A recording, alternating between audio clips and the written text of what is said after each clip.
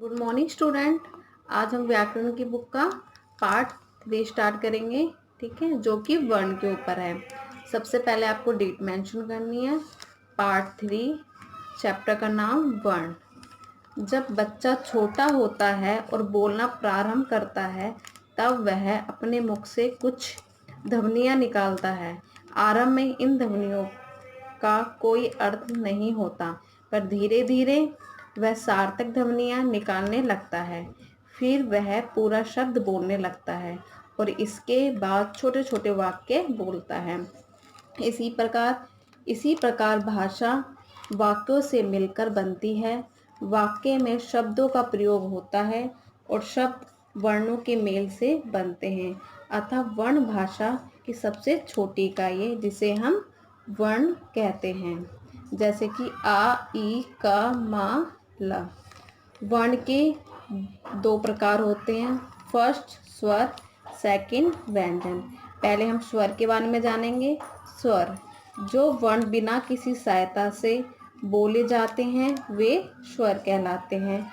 हिंदी वर्णमाला में 11 स्वर हैं, जैसे आ, ई, उ, री, ए, ओ।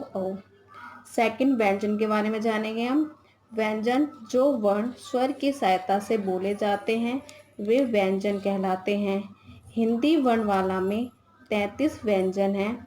प, ख, घ, घ, ण, च, छ, झ, झ, ण, ट, ठ, ड, ढ, ण, त, थ, द, ध, न, प, फ, ब, भ, म, य, र, ल, व, श, स, ह।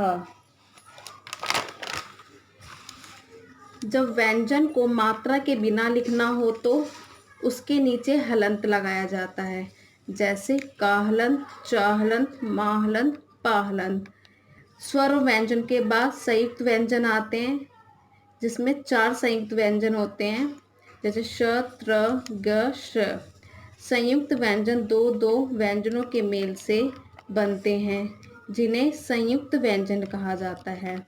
संयुक्त व्यंजन जो हमारे होते हैं वो 2 व्यंजनों के मेल से बनते हैं, जैसे क प्लस स प्लस श, त प्लस र बराबर ट्र, ज प्लस या ज्ञ, श प्लस र श। ड और ड के विकसित रूप हैं। अंग स्वर के ठीक बाद आते हैं। इन्हें अयोगवाह कहते हैं, क्योंकि ये ना तो स्वर हैं ना ही व्यंजन। अनुस्वार, इसके उच्चारण में हवा केवल नाक से निकलती है, जैसे कंस। विसर्ग, इसका उच्चारण हा के समान होता है, जैसे अतः, प्राप्तः। अनुनासिक, इसके उच्चारण में हवा नाक और मुंह से निकलती है, जैसे आँख, चांद। रा के भी विभिन्न रूप हैं, जैसे प्रकार, ट्रक, ध्रम। नोट, यह काम आपको कॉपी में नहीं करना है, ठीक है। जो भी आज मैंने पढ़ाया है वर्ण के बारे में, बस वर्ण के बारे में आपको समझना है।